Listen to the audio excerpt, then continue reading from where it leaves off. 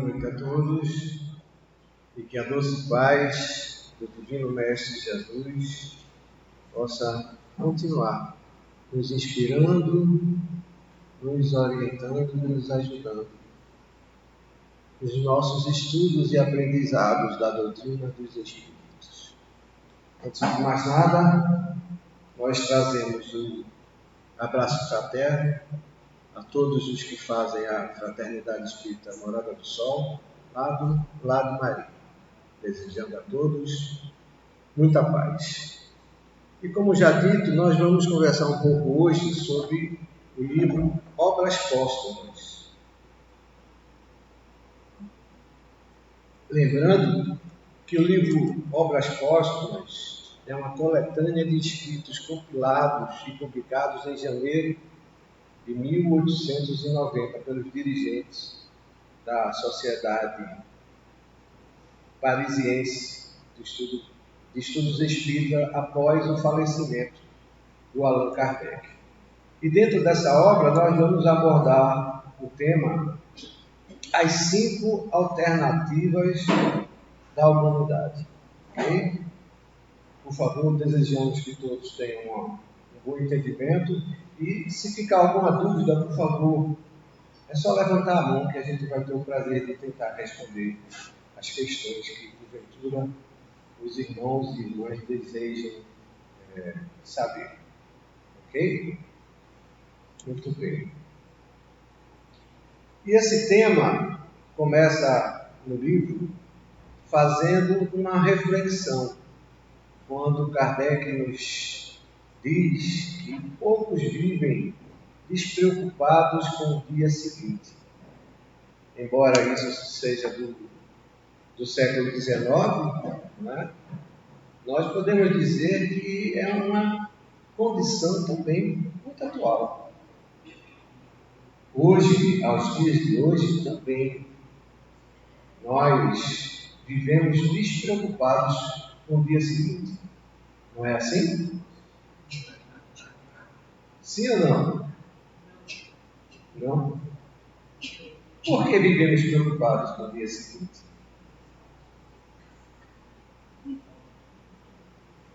Será que nós vivemos preocupados realmente com o dia seguinte?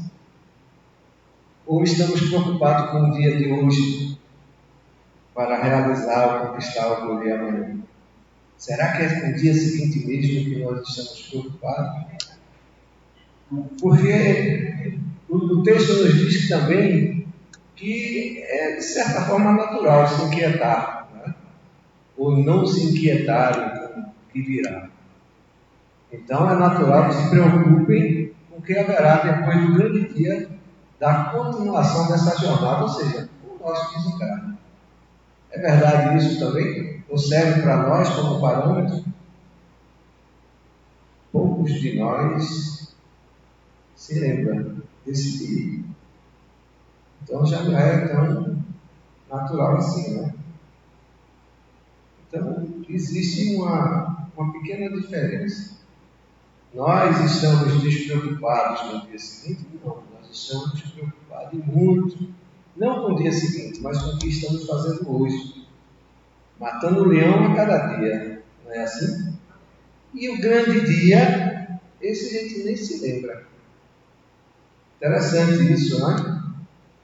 Um pouco diferente daquilo que o texto nos traz, mas serve como reflexão para a nossa temática. E a grande pergunta é, se referindo ao grande dia do nosso desencarne, esse que invariavelmente todos nós iremos experimentar. Viveremos ou não viveremos? Essa é a grande pergunta. Quem acredita na doutrina dos Espíritos, quem já leu um pouquinho, não é? Quem aceita a doutrina, responde claramente que não há meio termo. Porém, segundo o texto, ao interrogarmos a universalidade dos homens, todos responderão: viveremos. Minha mãe mesmo diz que depois que morreu, acabou. Eu tenho um irmão mais velho que ele é ateu, nem em Deus ele acredita. É uma criatura de um coração tamanho do mundo, meu irmão mais velho, que me perdoe a ausência, mas ele já tivemos assim desencontros por conta dessa questão. E isso não faz dele uma pessoa má, ou uma má pessoa. Pelo contrário, é uma pessoa corretíssima. Não é porque eu esteja falando do meu irmão, não, mas é uma pessoa boa, gosta de ajudar as pessoas, pratica caridade, mas na hora de acreditar em Deus, não acredita. Mas, segundo o texto, a grande maioria dos homens, né, diz que nós viveremos. Muito bem.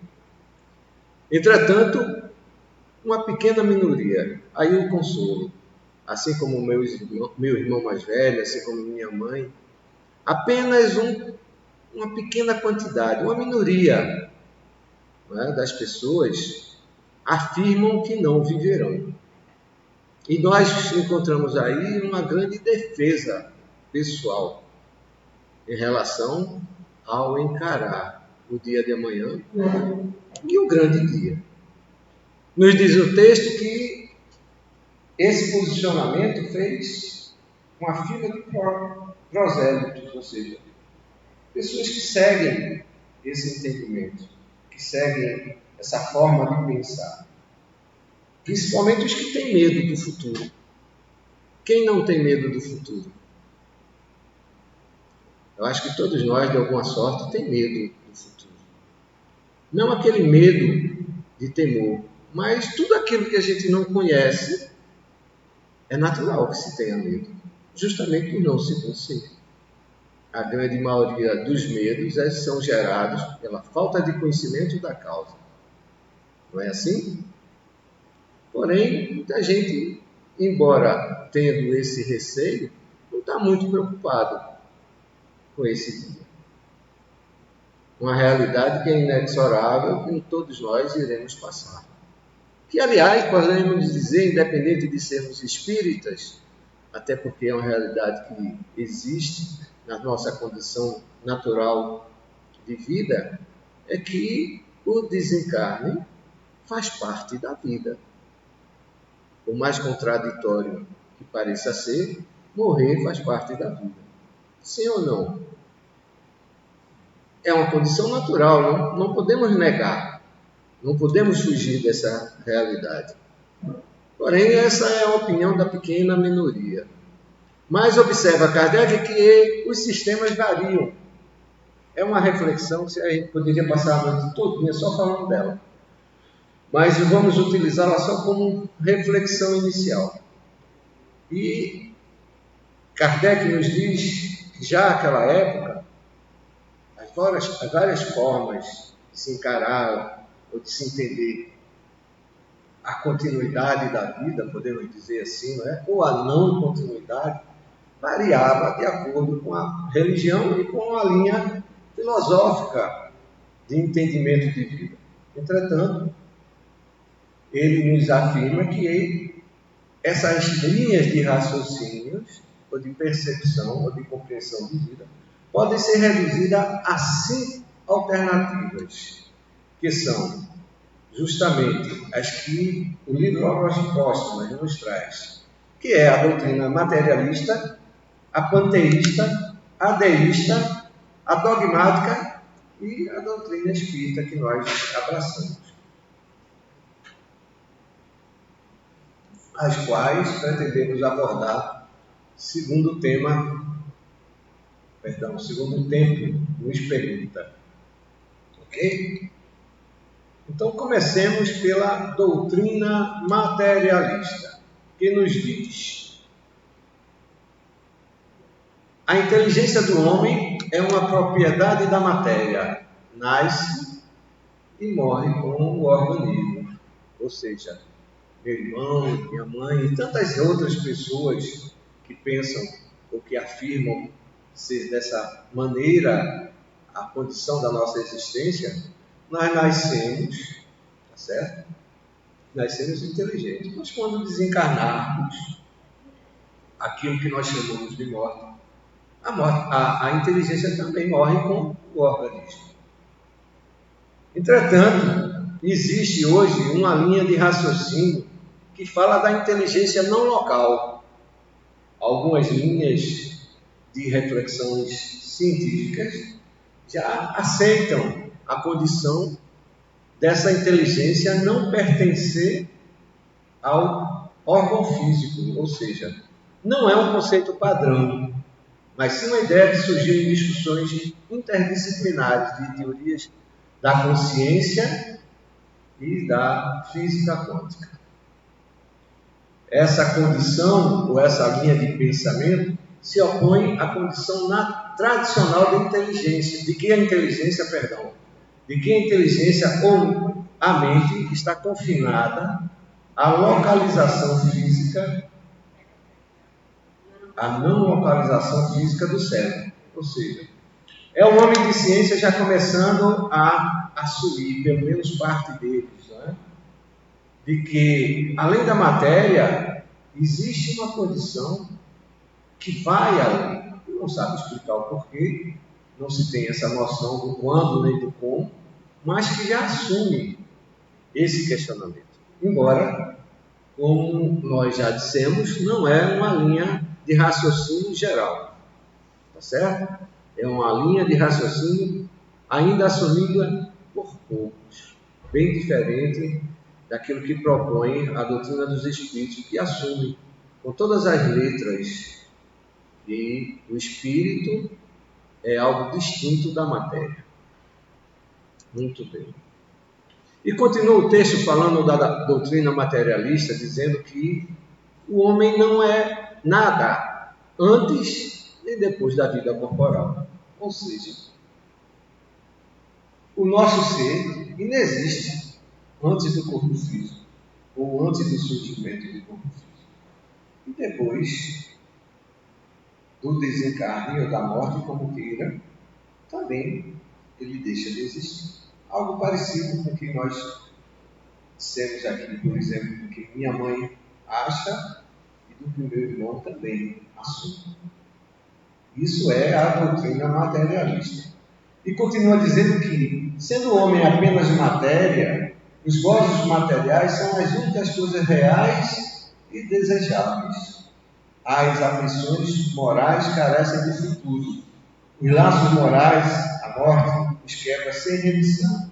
E para as misérias da vida, não há compensação. Ou seja, é uma doutrina meio injusta, não é? Se a gente analisar a materialista, embora seja essa com que o homem, ou a grande maioria dos homens, assumem, sobretudo os de ciência, ou aqueles que querem fugir da realidade que transcenda a condição existencial do ser. Então, é natural que, se você não vai se tornar nada, ou vai deixar de existir depois do desencarne, ou que você veio do nada, não tem por que estar se preocupando. Vamos mais é brincar carnaval, não é assim? Tem sentido isso? A gente vai aprendendo e vai percebendo que a hora do lazer tem os seus momentos, tem os seus porquês, as suas razões. Mas o carnaval é algo que anula, inclusive a própria carne. Interessante, porque é daí que origina o nome, carnaval. A carne nada vale. Então é incongruente essa festa tão grandiosa que nós estamos para ver nos próximos dias. Mas continuemos com os nossos textos. O suicídio vem a ser o fim racional e lógico da existência, quando não se pode esperar atenuação para os sofrimentos. Ou seja, se eu não tenho motivo, se eu não tenho razão, nem de sofrer, nem de ser feliz, se eu não tenho razão do porquê está me martirizando, se eu não tenho alternativa para a minha vida, o que é que eu tenho que fazer? O que é que a razão me diz?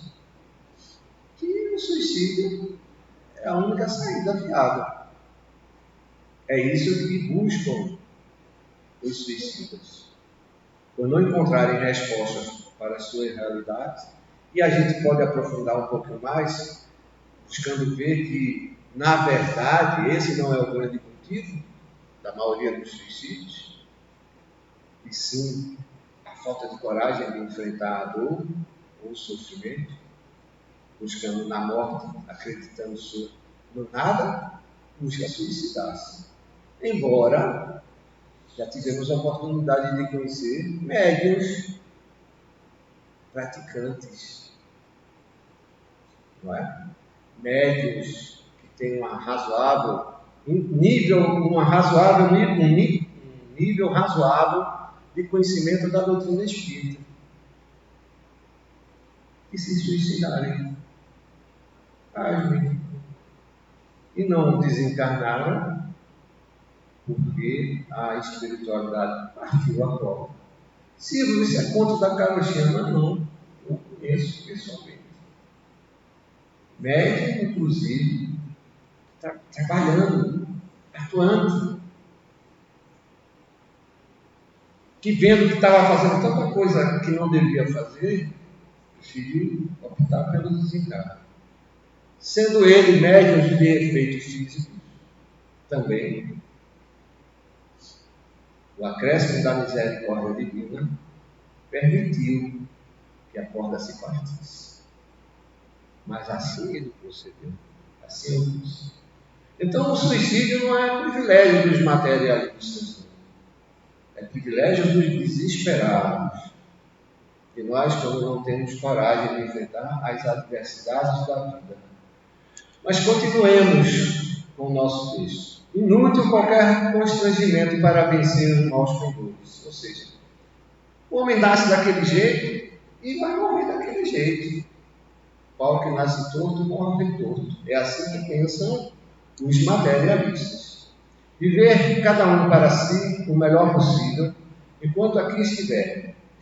Estupidez, deixar-se e sacrificar o repouso, o bem-estar por causa dos outros. Isto é, por causa dos seres que a seu turno serão aniquilados e que ninguém tornará a ver. Deveres sociais sem fundamento. O bem e o mal são meras convenções. Ou seja, não existe mal, não existe bem. Isso aí é coisa inventada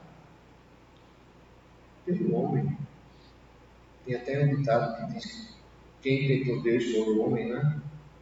Tem uma linha de pensamento nessa direção. Não sei se você já ouviu falar.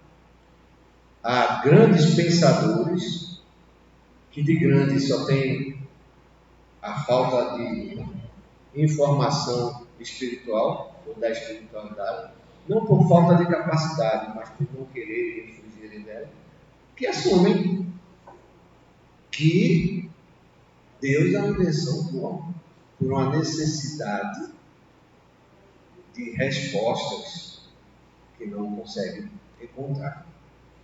Continuemos com o nosso texto. Por freio social, unicamente a força material da lei civil, ou seja, o que limita, o que dá a condição de atuação dos acertos ou dos desacertos, são as convenções sociais, ou as leis, né? A condição jurídica. Ou seja, para o materialista, há de existir, ou sem elas, as leis, o homem viveria em completa desordem. É assim que os nossos irmãos pensam. Seguramente, as crenças espiritualistas dos tempos passados são insuficientes para esse século. Eles não estão no nível intelectual da nossa geração. Sobre muitos pontos estão em contradição com os dados positivos da ciência. Deixam no espírito um vazio incompatível com a necessidade do positivo que domina na sociedade moderna. Além disso, comete um erro imenso de se imporem pela fé cega e de proscreverem o livre exame. Ou seja, é Kardec tentando avaliar mais um pouco aprofundadamente essa questão do materialismo, dizendo que essa linha de pensamento é natural que se tenha relativa à condição da humanidade no passado. Mas nós vemos que esse texto é extremamente atual, que aos dias de hoje, um grande número de nós, por conveniência, por medo, por questões particulares, preferem abraçar o materialismo para se justificarem, para esconderem as suas tendências, nem sempre boas, para dirigirem a condição do entendimento à sua conveniência. Ou seja, o materialismo é, na verdade, a grande fuga da humanidade de não querer encarar a espiritualidade, de não querer aceitar que ele é criatura e não criador, que ele é responsável pelos seus atos. Aliás, fugindo na grande realidade dos seus próprios atos. Mais conveniente é e mais fácil dormir pensando e aceitando a condição exclusiva da vida material. Por que é mais fácil? Porque é mais conveniente. Daí, sem a menor dúvida, o desenvolvimento da incredulidade, ou seja, é mais fácil não acreditar do que buscar as razões e os porquês dos entendimentos que nos possam conduzir a uma razoabilidade de compreensão de vida, de justificativa para a sua realidade, de aceitação da sua própria condição existencial, do que ficar pensando na vida espiritual, que dá trabalho. Porque a vida espiritual é uma realidade que existe e ninguém pode negar. Essa condição de entendimento que você veio do nada e volta para o nada é incongruente. Como nada pode gerar o nada? O próprio homem de ciência já começa a assumir, já começa a dizer que o vácuo pleno não existe. Que tudo, de alguma forma, ocupa em algum lugar do espaço uma determinada localidade. Ou seja, aquilo que a gente aprendeu lá na escola, lá atrás, que a ausência de tudo é o vácuo, esse não existe. Algo que não existe é o vácuo. Mas a conveniência humana, limitada às suas necessidades próprias de sobrevivência, porque é até uma defesa, podemos dizer assim, quer explicar a matéria pela matéria e não consegue. E não avança nessa condição. O próprio homem mais esclarecido na área de ciência busca o entendimento e o funcionamento da matéria. Daí os aceleradores de partículas, temos falado nisso com frequência. Tentando conhecer os menores e maiores detalhes de funcionamento da matéria. E o homem busca, através desses aceleradores de partículas, subdividirem a matéria. E quanto mais subdividem, mais subdivisões encontram. Mais partículas menores, se é que podemos nos referir dessa maneira. Mais partes menores, ou seja, o homem até hoje não conseguiu encontrar. E o átomo, que era indivisível, deixou de ser divisível há muito tempo. Aquilo que a gente aprendeu na escola. A física, a química, a nossa ciência que nós estudamos, não é mais assim. Não é mais sequer a que estão estudando hoje. Porque nos laboratórios de física quântica já estão descobrindo novas realidades existenciais. O universo não é do jeito que o homem consegue. O universo é do jeito que ele consegue conceber. Não sei se me entendem, mas o que nós sabemos, ou o que os homens de ciências sabem do universo, não é o que o universo é. É o que eles conseguem alcançar a respeito do universo. Dá para entender? Dá para perceber a diferença? nós não nos conhecemos uns aos outros.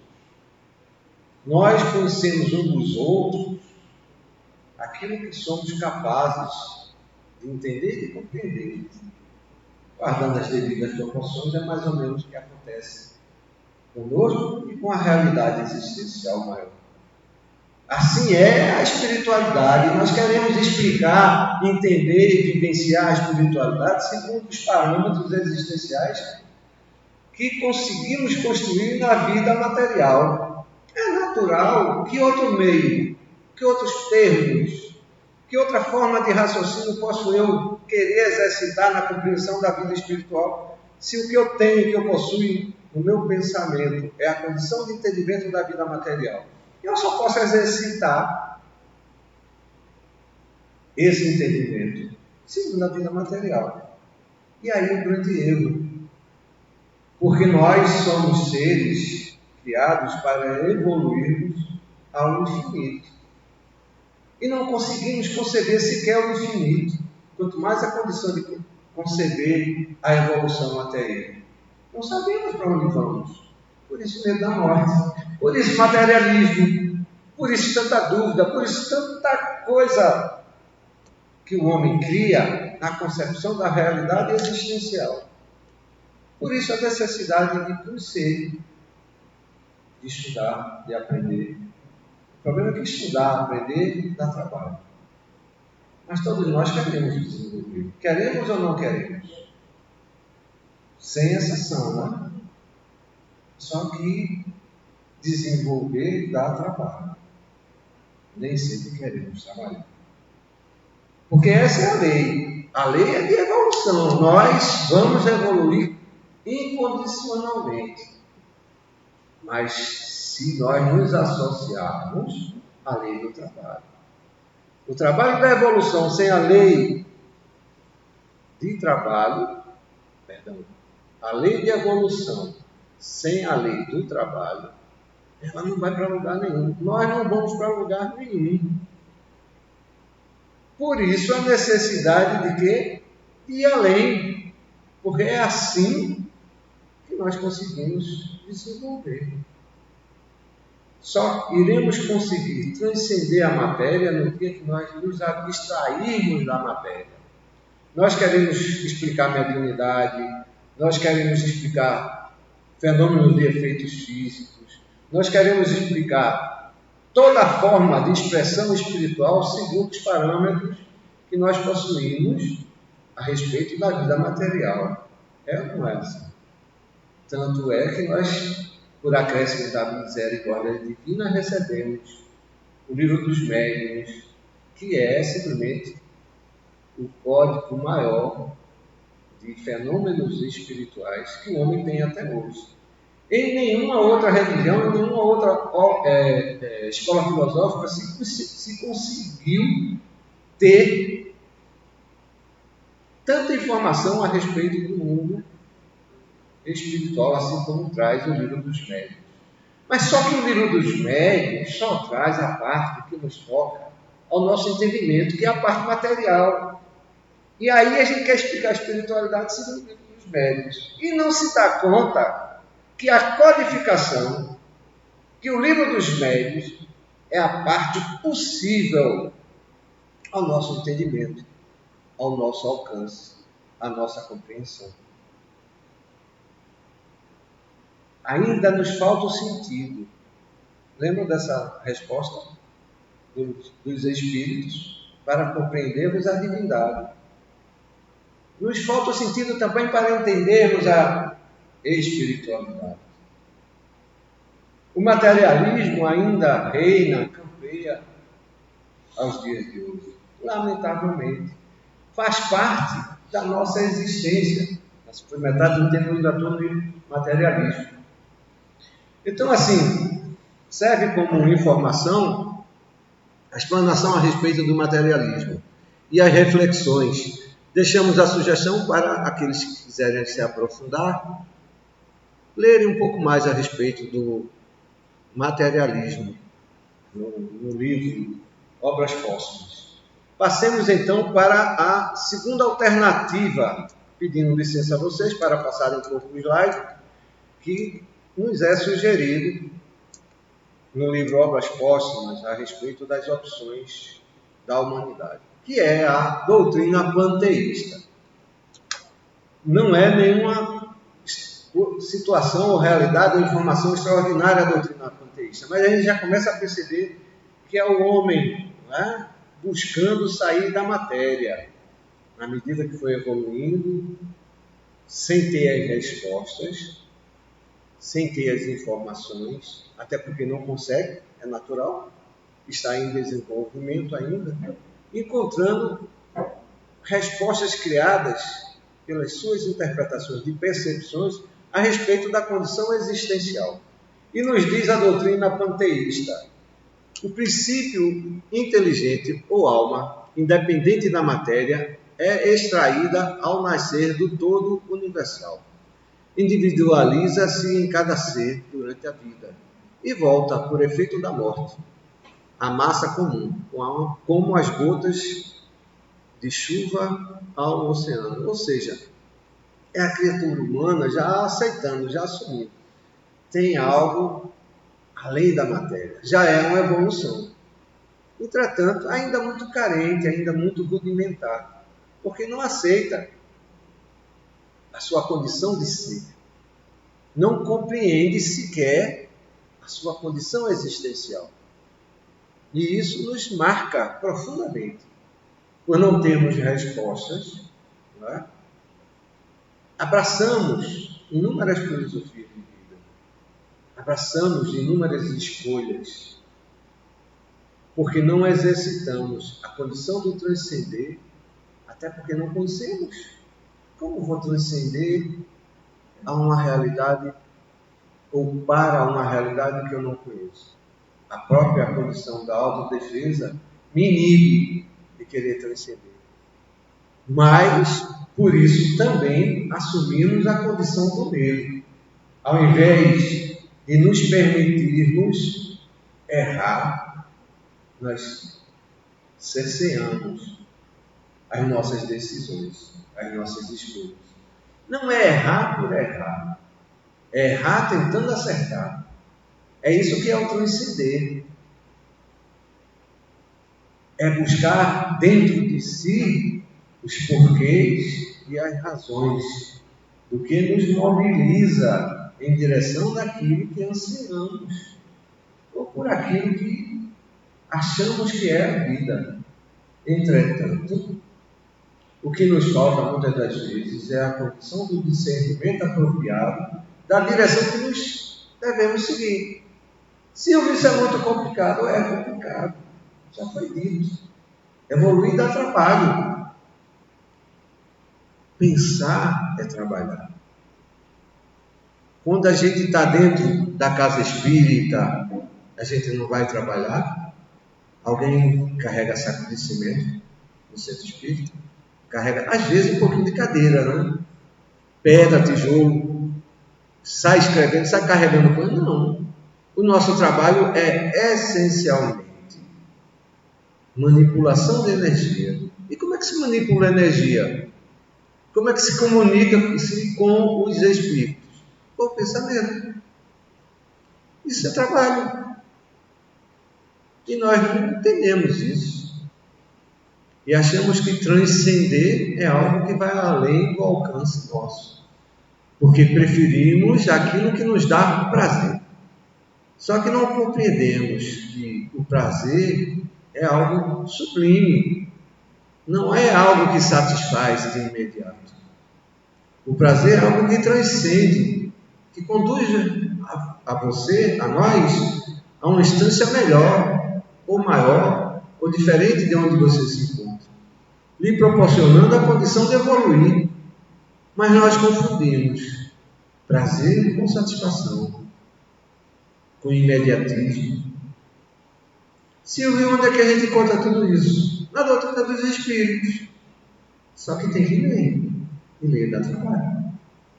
Tem que começar pelos 5 livros de Kardec. Silvio, é muita coisa. Mas nos romances da vida, você não vai conseguir informação, não. Nos espíritas, nos romances espíritas, você vai ter uma base, você vai ter um norte. Mas as informações científicas são nas obras que tratam a esse respeito. A Caminho da Luz, por exemplo, não é romance, não. Quem já leu A Caminho da Luz? Talvez 1, 2, né? É fácil a leitura? Dá trabalho. Mas depois que você entende A Caminho da Luz, você diz, certo. É simples como uma água límpida. É ou não é? Depois que você entende, até você entender, é bronca. Mas depois que você percebe a lógica, o entendimento do caminho da luz, você diz, meu Deus, por que eu não vi isso antes? Como demoramos? E estamos nos incluindo nessa realidade, pelo amor de Deus. Como demoramos para entender esse fato?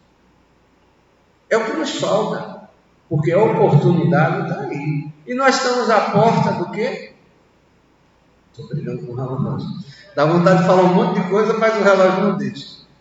Da era nova, ou da nova era, como queira. Nova era, Jesus já falou da nova Canaã, é a mesma. Só que com outro termo. Há 2000 anos atrás, Jesus já nos avisou da nova era. Mas o que é que nós esperávamos, ou esperamos da nova era? Uma vida mais fácil, assim? Sem tanta dificuldade para trabalhar 5 dias na semana em vez de 6. Não é assim? Ou trabalhar menos. Mas trabalhar com pensamento, isso a gente não entende. Trabalhar as ideias, isso a gente não busca. Por quê? E a gente quer a nova era, mas a nova era propõe isso. Uma elevação de sentimento, de entendimento, de compreensão. O materialismo já não é mais desse século. Sou eu que estou dizendo. Quem está dizendo isso há muito tempo são os Espíritos. A doutrina panteísta é apenas um degrauzinho que o homem conseguiu subir, mas não se dá conta da realidade do tamanho da escada.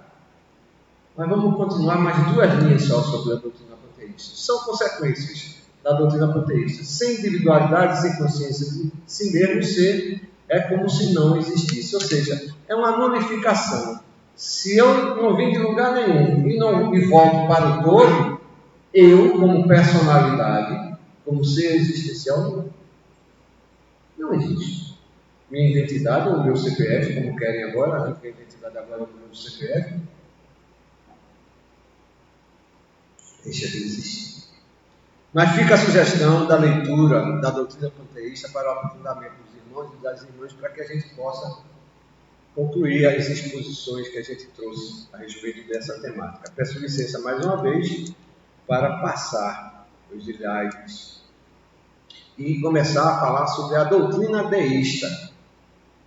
Nos diz a doutrina deísta que ela compreende 2 categorias bem distintas de crentes: os independentes e os providencialistas. Ou seja, os primeiros creem em Deus, admitem todos os seus atributos como Criador.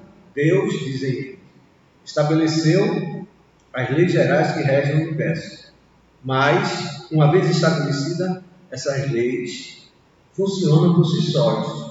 E aquele que as promulgou e mais nada se preocupa. Deus é um desocupado, não é não? Para os deístas.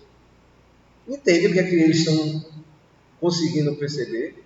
Ou seja, incapaz o homem de entender a sua realidade existencial, daquilo que o move, daquilo que nos conduz, daquilo que nos direciona. Eu acho que o caos é gerido por nós.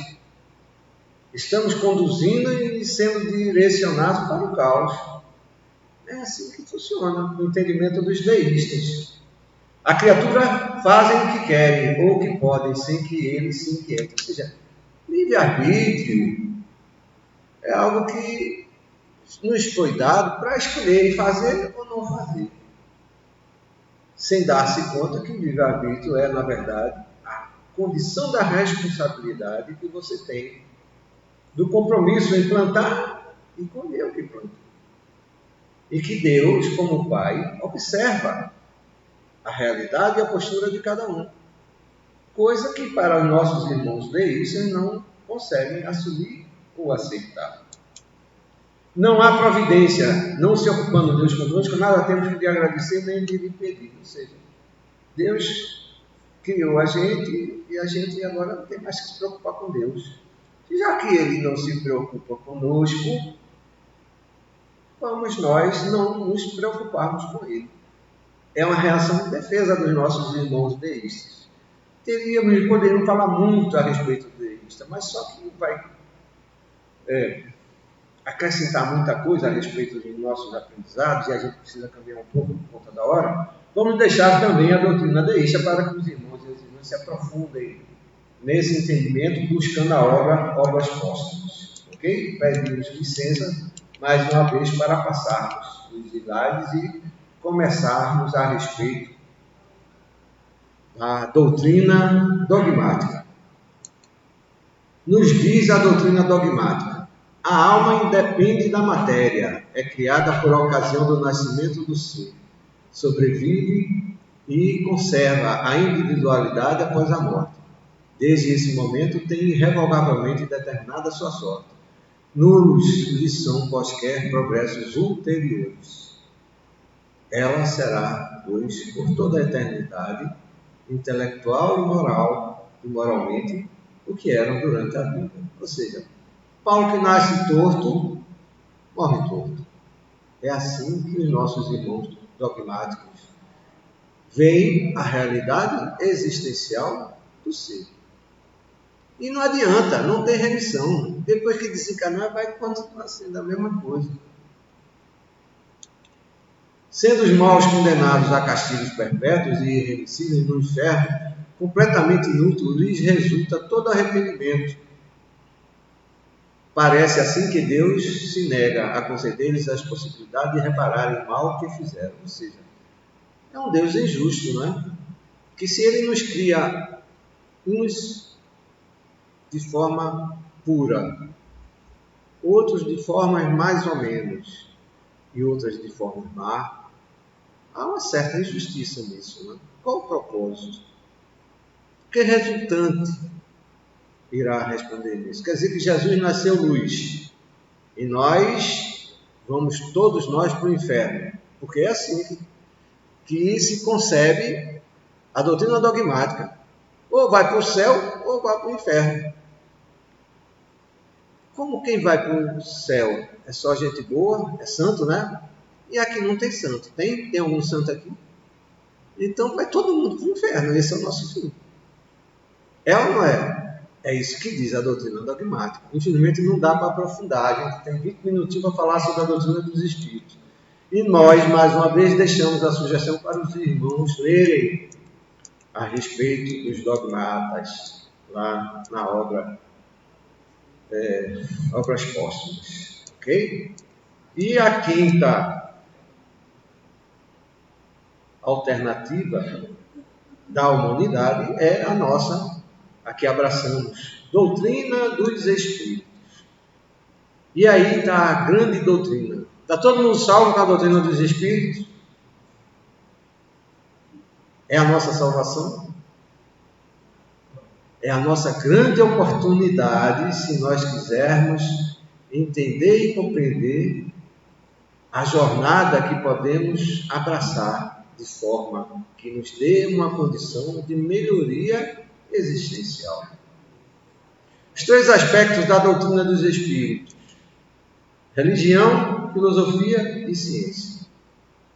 E lá o codificador vem dizer: olha, a doutrina dos espíritos tem um tríplice aspecto. Mas nós, que não gostamos de estudar, imaginamos naturalmente três coisas juntas. Nós juntamos a religião, a filosofia e a ciência. E aí começa o desentendimento. Não, porque a doutrina dos espíritos não é religião. Kardec nunca falou de religião, Jesus tampouco. Espiritismo é ciência. E há outros que só querem saber da parte religiosa. e não conseguiram alcançar e perceber aquilo que o codificador quis dizer com o tríplice aspecto. Para simplificar, imaginemos uma moeda com 3 faces. Dá para conceber? Pelo menos no pensamento, né? Uma moeda de 2 faces, quando você tira a metade da face, a metade vale a metade? Não, né? A moeda com 2 faces só vale o valor de uma moeda, mas ela tem que ter as 2 faces. Assim é a doutrina dos Espíritos, só que ela tem 3 faces. Você não pode dissociar religião de ciência nem de filosofia, nem qualquer um dos 3, um do outro. Tem que ter os 3, mas nós temos o hábito ou a infelicidade de não querer compreender, de não querer estudar, de não querer buscar o entendimento da doutrina dos Espíritos. O que ela nos diz quando fala de tríplice aspecto, de 3 personalidades não distintas, mas de uma única, representando 3 realidades. A questão é que nós estamos habituados com a vida material, objetiva. Sim, sim, não, não. É assim que a gente aprende. Quando a gente começa a filosofar um pouquinho mais, a coisa se torna complicada. Não, eu vou estudar o lado científico. Aí se torna o próprio cientista. Aí não percebe que está querendo ser apenas o uso intelectual do entendimento da doutrina dos Espíritos, sem dar-se conta. E assim ele se torna frio, pessoal. E esquece a religião. Lamentavelmente é isso que acontece conosco. Não vamos entrar nesses detalhes por conta do tempo, porque tem muita coisa para falar ainda. Espiritismo é fé raciocinada. Ele é ciência enquanto estuda, filosofia quando questiona e religião quando transforma. Esse é o propósito. Transformar, informar e questionar. Não há espiritismo nem religião espírita onde você não possa questionar, duvidar até, buscar aprender, se aprofundar. Agora tem que estudar. E poucos entendem que tem que mudar, tem que se transformar, tem que abraçar, segundo as suas possibilidades, novas realidades que conduzam a um novo caminho. Questionando, mas estudando. Não é só questionar por questionar. Tem que estudar. Mas a gente demora a entender isso. Por isso, a religião espírita às vezes é tão complicada. E é isso que nós precisamos alcançar. Espiritismo é uma realidade trina. Não são 3 coisas em uma só, não. Ela é trina. Ela vibra nessas 3 condições, em cada conceito, em cada concepção, em cada realidade, em cada postura, em cada ansiedade, em cada propósito, em cada objetivo, em cada busca que eventualmente nós possamos realizar. Em detrimento de quem? De nós mesmos. Porque somos seres coletivos. Silvio, isso é novidade. Seres coletivos? Como é essa história? Pois é. Nós vivemos em detrimento um do outro.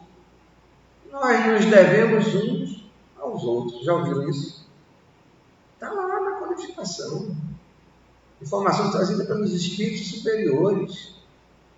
E não concebemos que nós somos seres coletivos por natureza, porque estamos interligados. Temos a nossa individualidade, somos o que somos, temos o nosso CPF, a nossa identidade, a nossa postura, o nosso livre-arbítrio. Mas nós dependemos um do outro. Querendo ou não, aceitando ou não, compreendendo ou não, essa é a nossa realidade. Ou bom ou ruim. Mas ainda estamos querendo vivenciar a mediunidade, sem compreender ou alcançar que a mediunidade é apenas um dos pressupostos fenomenológicos da doutrina dos Espíritos. E achamos que onde há médium, onde há espírito, tem espiritismo. Falta-nos esse sentido. Falta-nos essa busca desse entendimento. Kardec foi questionado: o Espiritismo é, pois, uma religião? Muita gente disse que Kardec nunca falou de religião, nem de Jesus falou tampouco de religião. Que a religião, assim como Deus, é criação do homem. É assim que muitos de nós pensam. Mas é natural a gente comer, eu tenho espírito, é natural que a gente pense que Kardec nunca falou em religião. E Kardec respondeu objetivamente em tom alto e claro para todo mundo ouvir através de um discurso. Foi perguntado e foi respondido através de um evento relativo ao dia dos mortos. Qual é 2 de novembro? É primeiro? Oi? 2 de novembro. Ele fez esse discurso. Está lá na Revista Espírita de 1868, de janeiro. É janeiro ou é dezembro? Meu Deus? Acho que é janeiro. É dezembro. Dezembro de 1868. Quem quiser buscar, seria bastante interessante. Aliás, todas as revistas espíritas amplia em muito o nosso entendimento a respeito da doutrina dos espíritos. Respondeu Kardec: pois bem, sim, sem dúvida, senhores. No sentido filosófico, o Espiritismo é uma religião e disto nos glorificamos. Precisa desenhar ou já está claro que ele falou em religião, sim? Não tem como negar. O que falta é informação para muitos de nós, porque é a doutrina que fundamenta os laços da fraternidade e da comunhão de pensamentos. Quem foi que falou? Aonde eu estiver, onde dois ou mais estiverem em meu nome, aí eu estarei. E o que é isso senão comunhão de pensamentos? Jesus não falou em religião. Ele não falou a palavra religião. Porque ele viveu a religião. Ele foi a expressão maior da religião, da religação, da comunhão de pensamento. E nós não queremos entender e aceitar isso.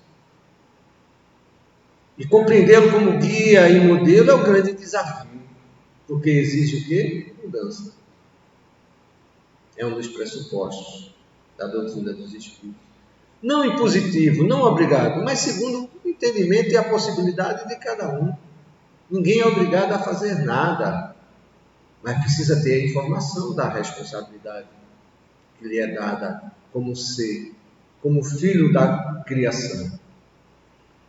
Porque a doutrina que fundamenta os laços da fraternidade e da comunhão de pensamentos, não sobre uma simples convenção, mas sobre as bases mais sólidas, as próprias leis da natureza. E continua o discurso de Allan Kardec. E mais adiante ele diz: as reuniões espíritas podem, pois, ser feitas religiosamente, isto é, com o recolhimento e o respeito que comporta a natureza grave dos assuntos de que elas se ocupam. Ou seja, a doutrina espírita é religião, sim. Podem e devem ser conduzidas de uma forma religiosa. Porque o que vale é o sentimento, é o propósito, é a intenção, é a busca, é a necessidade, é o que torna o homem mais próximo ou mais distante de Deus.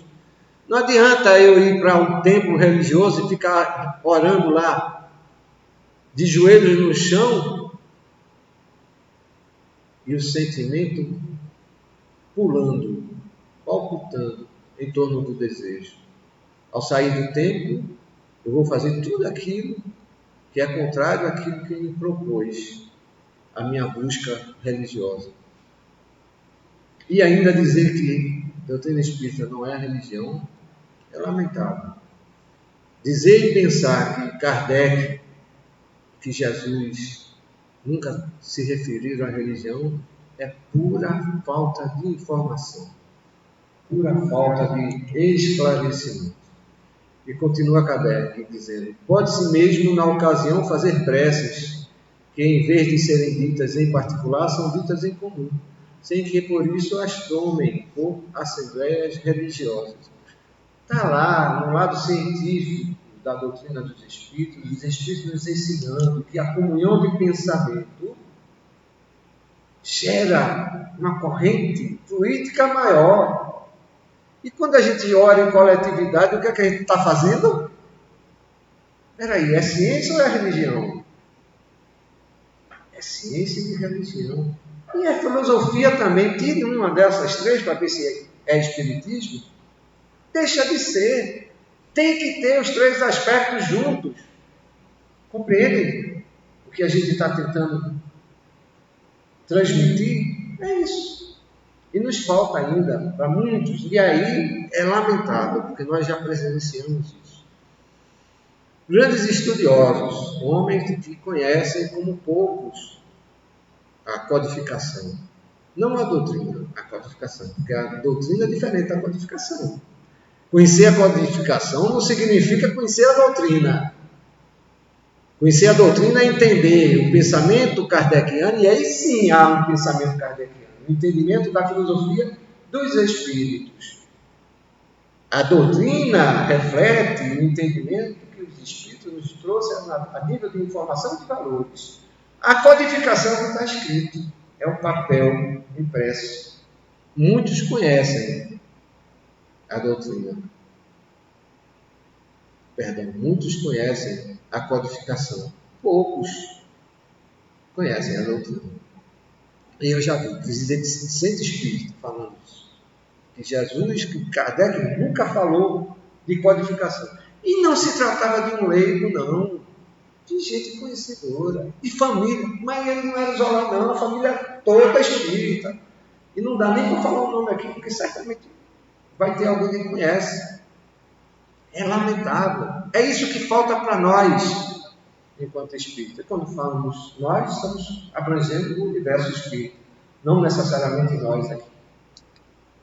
Não pensei que isso seja um jogo de palavras, conclui Kardec. A nuance é perfeitamente clara e a aparente confusão é devido à falta de um vocábulo para cada ideia. Ou seja, nós, seres materiais, nos referimos à vida segundo o entendimento que cada um é possível alcançar.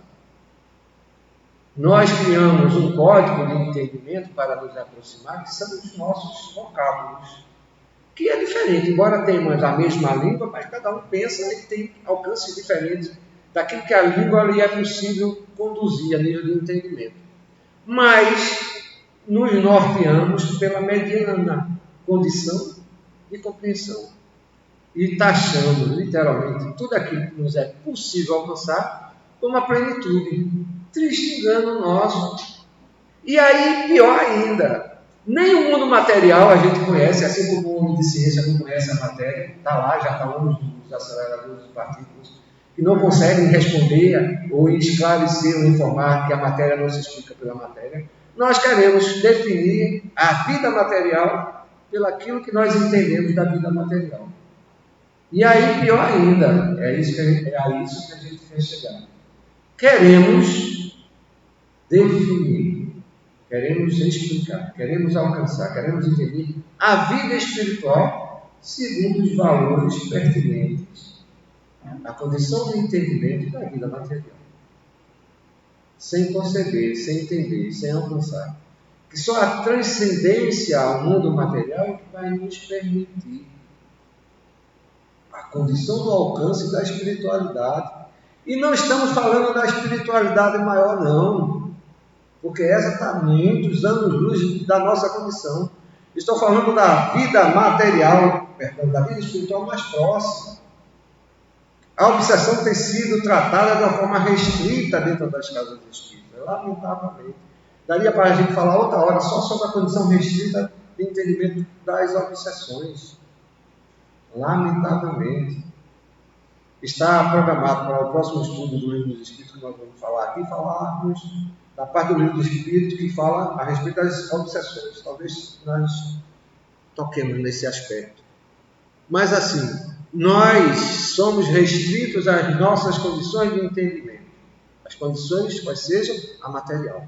E queremos alcançar a vida espiritual, sem entender, sem compreender que precisa transcender, ir além. Mas Silvio, mais uma vez, como é que eu vou além se eu não só consigo a vida material? É se permitindo, é buscando, é exercitando, é se trabalhando, é estudando, é vendo, conhecendo os seus limites. E é isso que falta a nós. Nós não conhecemos os nossos limites, porque não nos damos a possibilidade de caminharmos até onde nós podemos ir. Porque temos medo. Como é que eu vou transcender se nem no meu limite eu chego? Se nem no meu limite eu conheço? De raciocínio, de compreensão, e não estamos falando só do limite físico, não. Estamos falando dos limites de reflexão. Me perdoe, eu vou terminar em cima da hora, porque o raciocínio não permite ir mais além. Nós nos limitamos pelos nossos pensamentos, porque não transcendemos a condição de alimentar o inconcebível como concebível. Silvio, você está falando uma coisa aí que não tem muito sentido, mas é isso. Conceber o inconcebível como concebível. Ou seja, você só vai conceber uma coisa, ou só concebe uma coisa, desde que você aceite. E para transcender, você tem que ir além. É passar a aceitar que sozinho você não vai para lugar nenhum.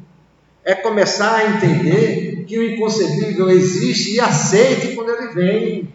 Por isso, muitas das vezes, os fenômenos mediúnicos nos acontecem aos olhos vistos e nós não acreditamos. Por quê? Porque a gente está preso à matéria. Daria para a gente falar 2 horas mais só sobre isso. Lamentavelmente, o tempo chegou. Agradeço a atenção de todos, desejando muita paz, e passo a palavra ao irmão que está à frente do Sabático para que possa dar os por finalizados.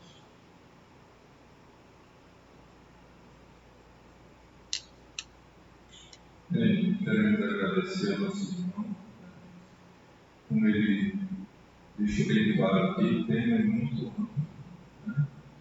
E infelizmente o tempo nosso é restrito para esclarecer muitos mármores, né? Mas eu acho que a palestra de hoje deixou bastante clara a diferença entre esse modernativo para humanidade. Nós possamos estudar mais para aprender, né?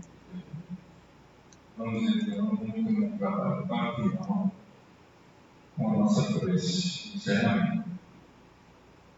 Querido Jesus, mais uma vez te agradecemos por todas as informações trazidas nessa noite, através do nosso irmão, que possamos evoluir sobre tudo aquilo que foi falado e também estudar, seguindo aquilo que foi dito pelo nosso Mestre Jesus, instruí-los e amai-los. Possamos então retornar nossos lares na tua santa e divina paz. Assim seja.